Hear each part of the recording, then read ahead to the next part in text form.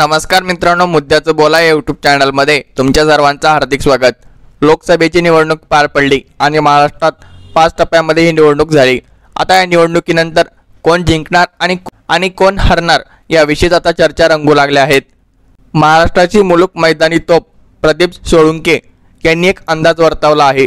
हा अंदाज अत्यंत धक्कादायक आहे।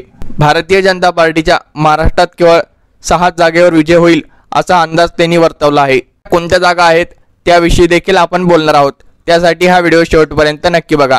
तर मित्रांनो, पहिली जागा आहे ती नागपूर लोकसभेची। नागपूर लोकसभेमध्ये नितीन गडकरी आणि विकास ठाकरे यांच्यात लढत आहे।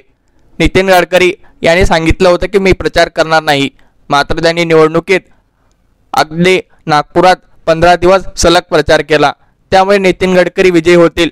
मात्र अगदी 30 ते 40 हजार मतांनी त्यांचा विजय होईल। दुसरा मतदारसंघ आहे तो म्हणजे भंडारा गोंदिया। हा देखील विदर्भातील एक महत्त्वाचा मतदारसंघ आहे।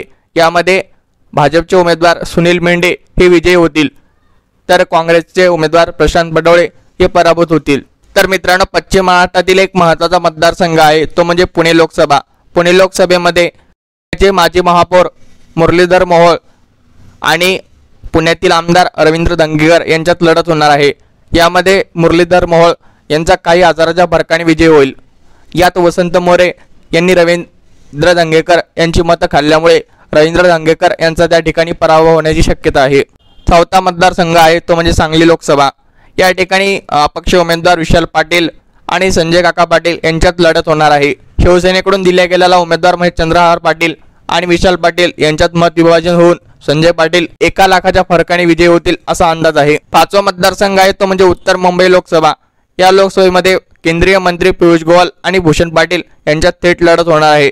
या ठिकाणी पियुष गोयल हे 1.5 लाखाच्या मताने निवडून येतील अशी शक्यता आहे। तर शेवटचा आणि 6वा मतदारसंघ आहे तो म्हणजे पालघर लोकसभा।